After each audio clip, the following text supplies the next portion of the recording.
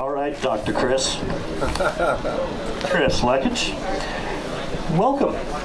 Thank you, Rick. You're from a long, long way away, and you're a rookie racer, but you got some pretty high-profile folks backing you up. How did they help you prepare for your rookie race with Al Jefferson and Greg Huppets and crew? They gave me a reality check, and they coached me in a way as a rookie and as an accidental ultra cyclist, very new to cycling. And I had a very measured, calm approach with Alan Jefferson, who, as you know, has had a bit of history here before. And I'm very grateful. We chose to train in altitude in Leadville, 10,000 plus feet, and that really knocked the wind out of my sails when I first got there, but I feel a bit more confident now. Well, it's good. Leadville will do that. You hit a little bit of snow up there. Yeah, you saw that. And but did you feel?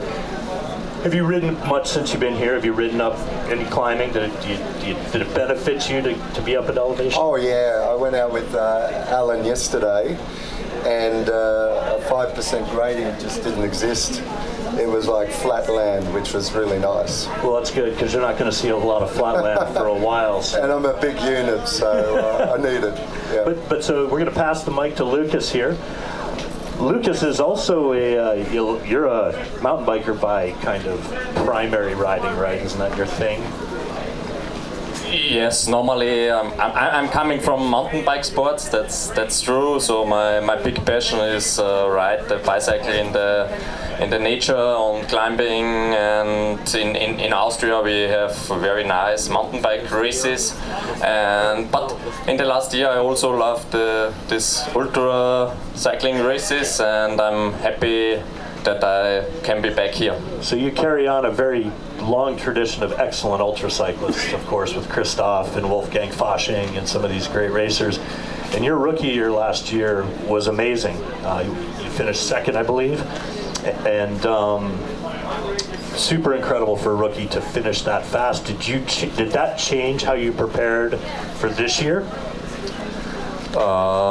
Yeah, there are many very good cyclists from Austria. The first was Franz Billauer, and he was the first not from America who can win this race. And then Wolfgang Fasching, Gerd Gulewitz, Valentin Zeller, many more, Christoph Strasser. And then when I was young, I see these people in the newspaper, in the radio, in the television, and I always was thinking I will do it. And so the second place last year was amazing. It's changed a lot in my life because of the sponsors were very happy, and all the people. I have my media team with me, and they make very good media works at home, and that was crazy. And I think I come back because I say after last year it was not 100% perfect, and I think I can do it better, and we will see if I can do. That's a fairly common sentiment, and we'll ask Kurt kind of the follow-up to that, because Kurt, it's not just your second Ram, it is your second solo Ram. You came from a team background first, and then didn't you kind of have a bet with your team about racing? You lost the bet, or you won the bet and had to race solo, and now you're back. So, any different preparation for you? After Ram 22, I never stopped training. I did some other races. So, my objective is, as it was in 22, to finish. And to finish in 10 days, so be 1 day faster. So we have optimized a lot of things, training, also the bikes, because in 2022 on the second day I had 2 broken bikes. So, and I have a great crew, so we improved the strategy a little bit, so we hope that we can be a little bit faster. But there are so many things that can happen that are beyond your control. So We'll see. So is it going to lead to another book, we hope? Because you did write a book after your first Yes, actually, and the book is the reason why I'm back, because I never had the plan to come back. After 22, I said that was it. But I wrote a book titled The High Performance Mindset, and I give many talks to companies. And 1 year ago, I gave a talk to a company, Austrian company, Habau. And they were so excited that the CEO after that talk said, if you do it again, we will sponsor you. And then a few weeks later, I gave another talk to a company, and the CEO said, if you do it again, we will sponsor you. And then I talked to my crew, and they were so excited. So we are back. It was never my decision. The decision was made for me. So what you're saying is all you have to do is write a book and speak to some people, and they'll pay for your RAM. Yeah, there you go, guys. I forgot to answer your question. The plan is to write another book about mental toughness. We're going to come back to that in a minute, because that I think applies to all of you for very different reasons, because you have a pretty young racer here up to some less young folks at the far end of the table down there. But let's ask Jonas, you ready to dive in and answer a question? Of course. Okay. So from Denmark, again, another country that has produced some excellent racers, not exactly known for the warmest of weathers and desert. So how do you prepare, coming from Denmark, how do you prepare for that? Yeah, actually I live 1/3 of the year in the southern Spain, so I'm more or less prepared for that. But the weather this year in Spain have been pretty awful and cold, so it's more or less been better weather in Denmark actually. So when I've been in Spain, the weather was warm in Denmark and vice versa, so we'll see. Yeah, and it's your rookie year, so you, as we were talking to some people earlier about how deceptive it is here, because it's nice and cool here today. It's been cloudy, and the start day will kind of be like this. But as soon as you, all these people who have raced before know, you pop over to that desert, it gets very hot and dry. Do you have any strategy to deal with that type of heat? Yeah, just cooling down and get it done as fast as possible. That's a good way to do it. Just not too fast, because then you overheat. I know. Well, thank you. Issa, down there, hidden. Good to see you back. Thank you. So this is, I think, your 4th RAM? Yeah, right. That's my 4th RAM as a solo. Yeah. And you've won it overall. You've had some incredible races. That's true. Did you approach this RAM different than you've approached your prior races? I made a lot similar than the last time, because the last time it was just a perfect race. So I'm happy if I can compare it similar a little bit than 2 years ago. So in that race, what made it a perfect race for you? Was the weather good for you? Was your crew perfect? Did you feel perfect? I guess it was just everything together. I was in good shape, that's true. I had a perfect trainer, and I had a total new crew 2 years ago. I had the best crew ever, I thought. They were younger, different. I had the weather conditions, they were real good 2 years ago. And this time I think I still have the same trainer and coach, so I hope I'm in a similar shape.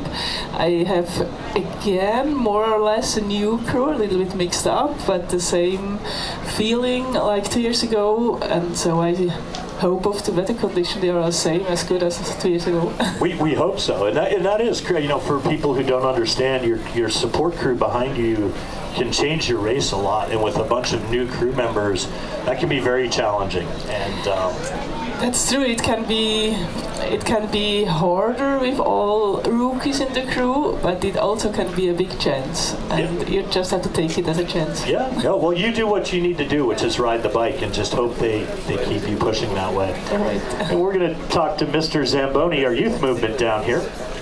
So, how are you? I am wonderful, Valerio. It is so good to see you. And this is RAM 10 or 11? 13. 13? Sorry, I lose count after a while. I think I have a good memory. That's the problem. Well, that's why we keep bringing you back. We keep telling you you're like number 8, so you got a couple more to do. I don't even know why I'm here. But We do. Just a FedEx package. Every year they ship me here, and your wife is trying to get you out of the house. a lot. But we actually know why the next 2 gentlemen are here, and it's actually pretty cool. They're both trying to be the first 70-plus finishers at RAM. And when my dad finished at 61, he said, This was in 2006. He said there is going to be a 70-plus finisher in this race.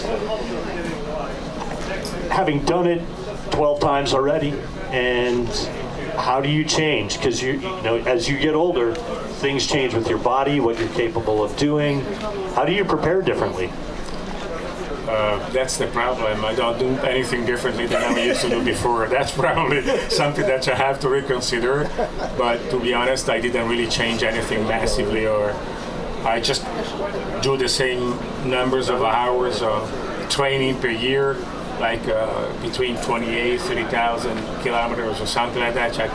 Just not much change, to be honest. Okay. But beside the record, maybe you don't know that your father, yesterday, he was talking to do the 80-plus neck soon. So maybe he didn't tell you yet, but please be prepared. Yeah, he's not allowed to because his crew quit. His crew's busy over at this side of the table, and I'm not going again. All right. Okay. But that, I mean, it is a real thing. Like it is a real change. I mean, it is a real change for you to do it. And how does you, like, mentally, how do you approach it? Do you think differently than you did 10 years ago? No, I just avoid to think.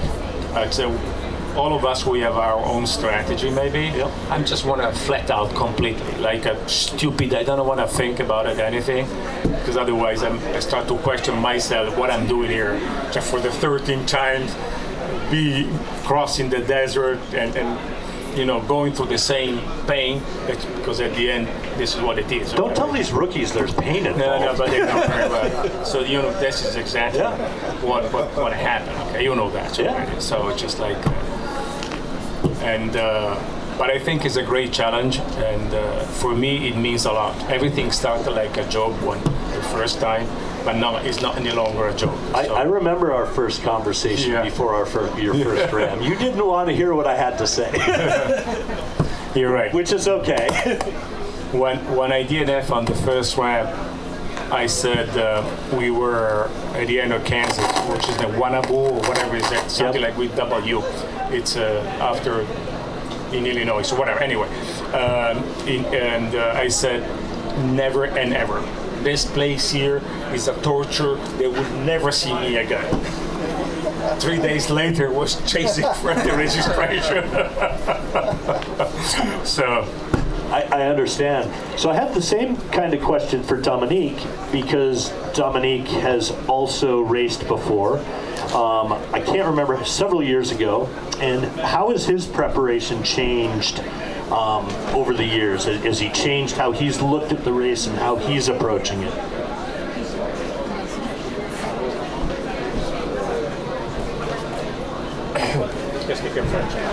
Yes. J'ai changé ma préparation en fonction de l'expérience de 2009, où je suis arrivé trop fatigué en ayant fait beaucoup de vélo. Et cette fois, j'ai fait moins d'entraînement, mais beaucoup plus qualitatifs. So I caught about 3 words of that. That's how good my French is. It changed by less training, and because he was too tired last time when he arrived.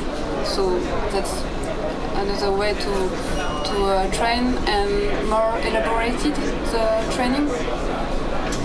So has his thought process changed, like how he's going to approach the race, like how he thinks about it, as opposed to maybe just going fast at the start? Is he going to moderate his speed, think about how he approaches it?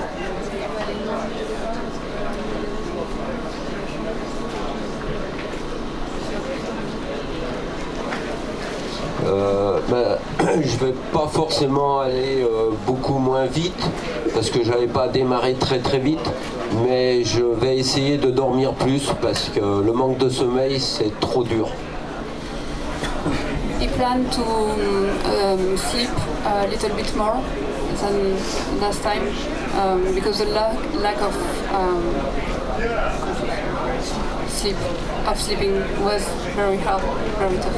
Yeah, and that's an interesting thing. So we're going to actually ask Chris a little bit about that. Well, you can, Mike, right there, That's a real problem, and there's always a very fine balance of how much you sleep versus how much you ride, because you can't ride nonstop. You have to sleep at points, but when is enough sleep enough to get you on the road and keep your speed? Is it better to sleep a little bit extra? You're a rookie. You don't know what you're getting into. So do you have any plans on how you're going to approach sleep?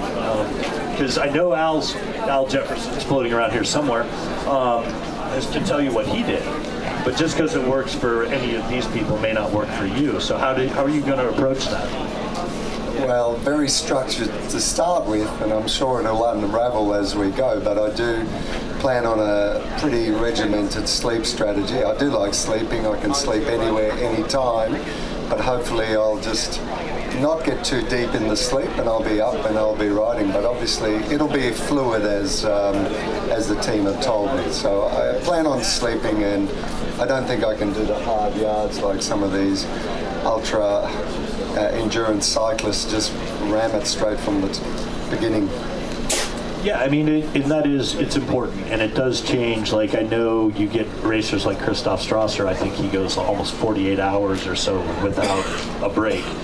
And most people can't do that, and I know, having crewed for a 61-year-old, he could only go so far, so long before he needed to rest. So it is a good thing to balance. And as far as your nutrition plan, did they help you dial that in as well?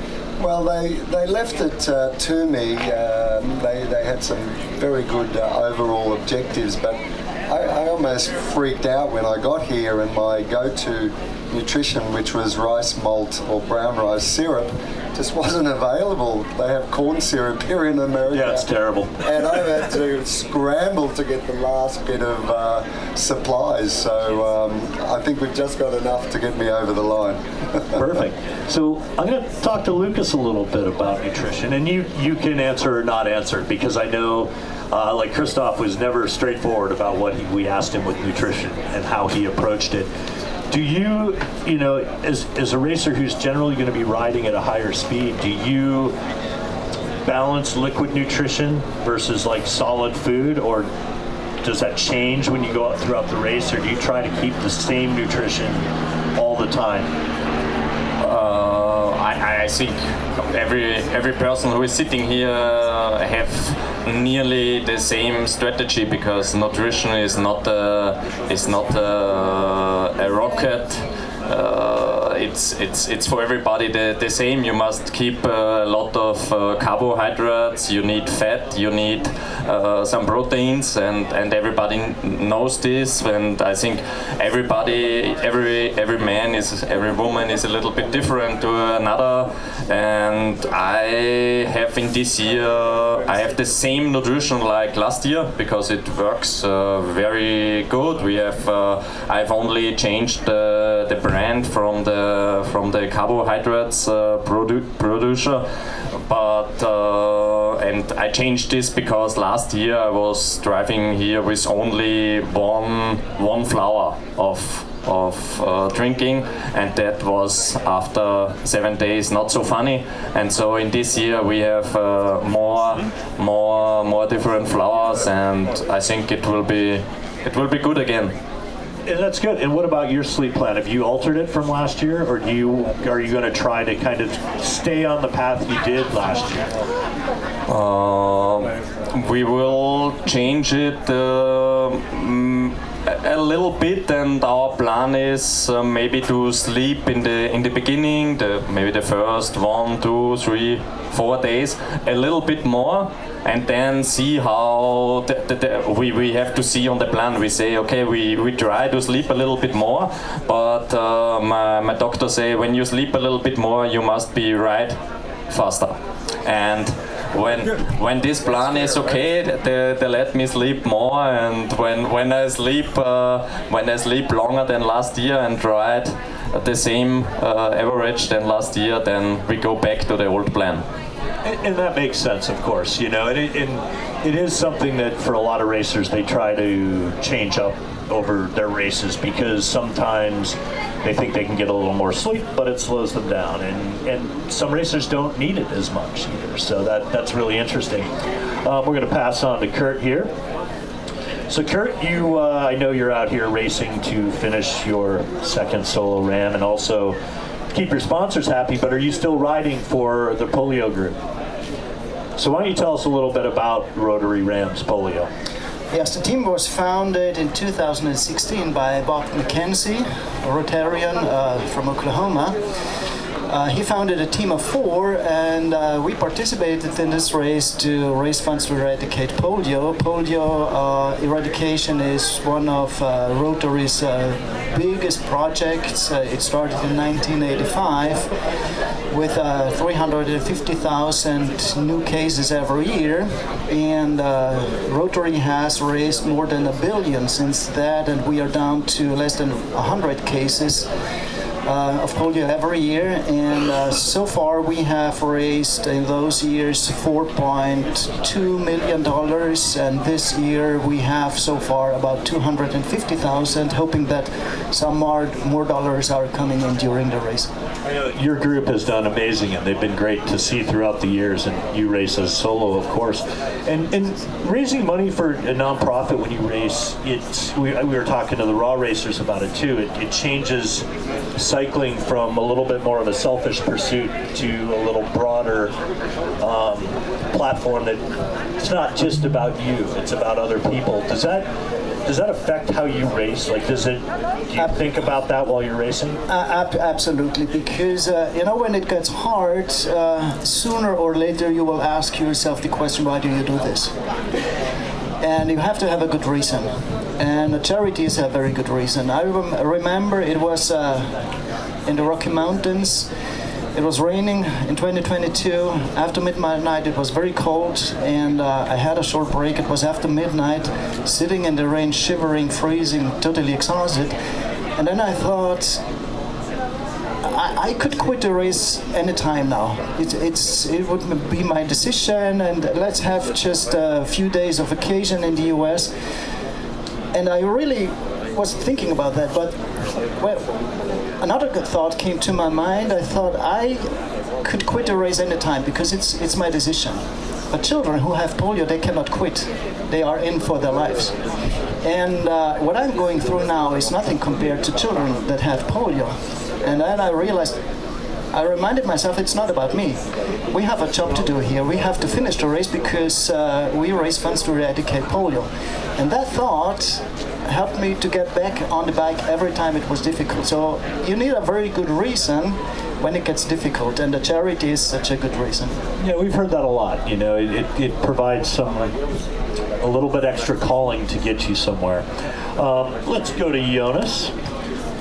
Again, you're coming from Denmark as a rookie. Have you been out on the course at all? Do you know what to expect? Have you talked to any of the Danish racers about what to expect? Yeah, I've seen a lot of movies on YouTube by Lukas and Jefferson and as well. So, but actually, I don't think so much about that. I just go into the race with an open mind, and then I, of course, have read about the whole course and know what the course brings me, so I should be prepared. We hope so, because Denmark there's not a lot of terrain similar to what you experience here. No. So again, you're going to have to deal with deserts. You're going to have to deal with a fair bit of climbing. And how do you train for that? Do you go down to the Canary Islands? I'm looking forward for Kansas when it's flat, so I prepare for that, and rainfall. So flat and windy. So yeah, exactly. It'll be perfect for you. Everybody hate the Kansas part, but I'm looking forward for that. But again, I live 1/3 of the year in Spain, where I have a lot of climbs actually similar to the climbs here, except Wolf Creek, which is a very high climb, but we have that down there as well. But and did you talk to any of the Danish racers? No, because I don't want to get advice from them, because what works for them doesn't work for me, maybe. And so I do my own thing. But as Lukas said, we all know what to eat, but we have our own flavors and own things. Yeah, and you're right. Like that, it's good to talk to people and understand what they went through. But ultimately, everybody sitting at this table has different needs and different approaches. You're all going to pedal a bike differently. So that's interesting because Denmark has produced a lot of very good racers. Yeah. Hopefully, you're the next one. Hopefully, I'll be in Atlantic City as well. Thank you. I hope so too. And Isa, so what? I know you crewed for Ram originally, and how did changing from a crew person to a racer, was that always your goal to do that? No, not at all. The second time as I cruised, I was still sure Ram for a normal person to finish, it's not possible. But the 2 times I cruised, we badly didn't came to the finish line, and I asked myself, why not? So what do you need to can do a race like that? And that was in my brain to just to look for limits, because I work with people with disease, and they come to me to the physiotherapy, and I always ask them to go to their limits, because they have to go to the chair where I treat them and tell them to start, and if you can continue, then I help you. So I ask myself, where are my limits, and what can you do to find your own limits? You can do something in ultra. You can make ultra walking. I prefer easier to sit down, so I choose the bike, ultra bicycling.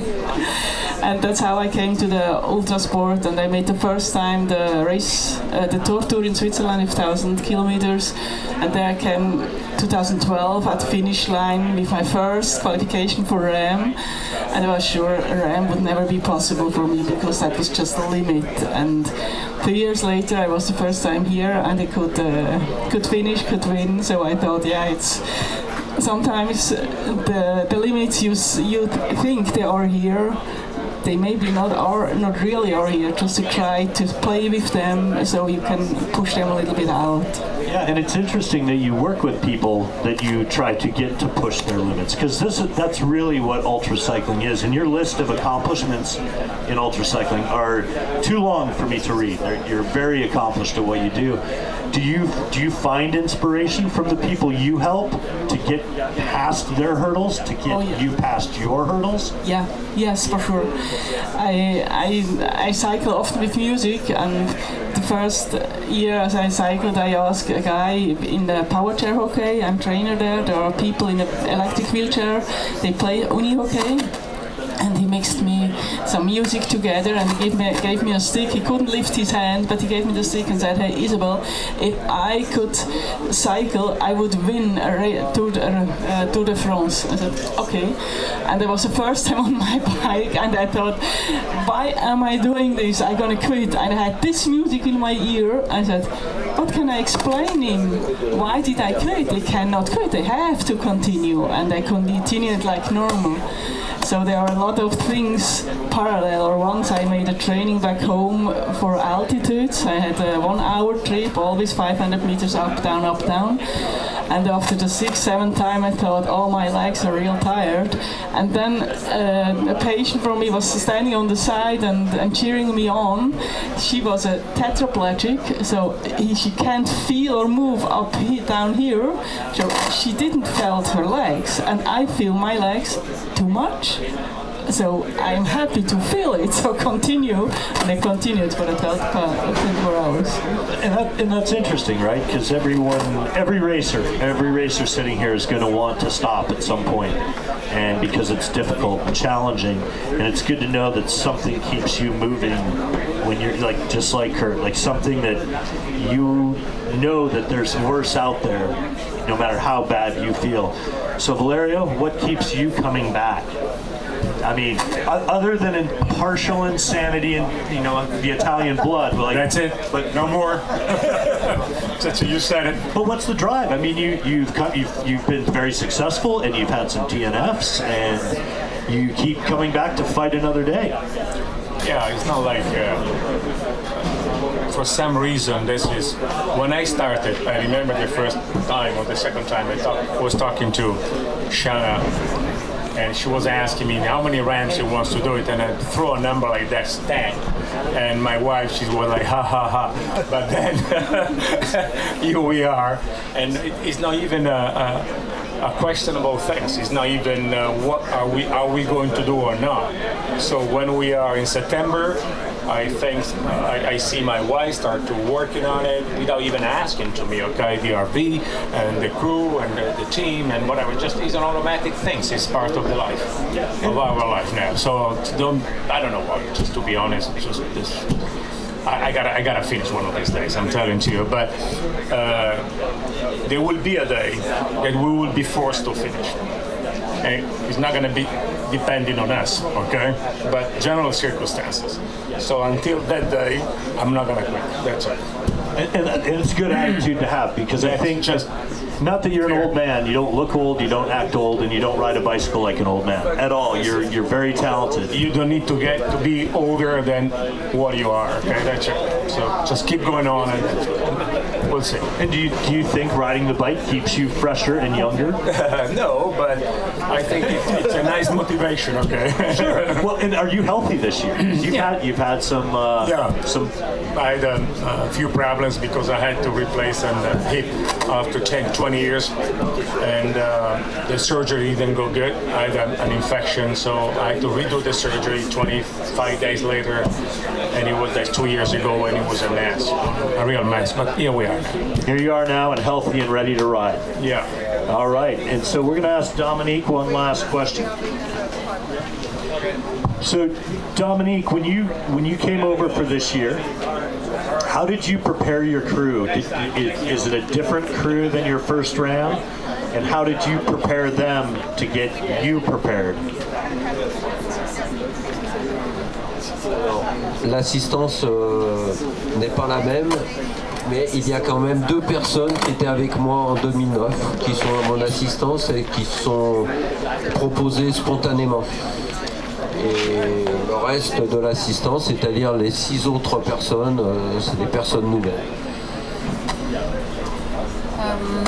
He didn't need to hire people. People were volunteer, and we are 2 people from the assistance of 2009.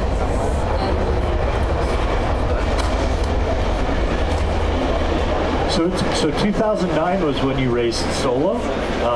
So it's been, what is that, 16 years? Over that time, has it always been a goal to come back? As you know, whether it's a little bit older or as a 70-year-old racer, has that always been a goal and a thought process to get here? Of course, it's my goal to finish in the category 70-74. Perfect. Well, we look forward to seeing you at the finish line. And I want to thank all of you for being here. I'm not going to hold you any longer. You have, like I said, I know you all have. Est-ce que je peux ajouter quelque chose? Can I say something more? Of course you can. My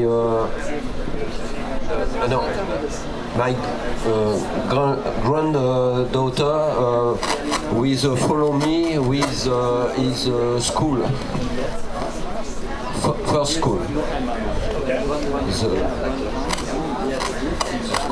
Follow my progression in the race. That's excellent. That's very cool. Well, we'll say hello to your granddaughter, and we hope she's very proud of her grandfather. And again, thank you all. I know you all have better things to do, so thanks for sitting here. I can't wait to see you all tomorrow, and I really can't wait to see you all in Atlantic City. So thank you very much, and have a good day, everyone. Thank you.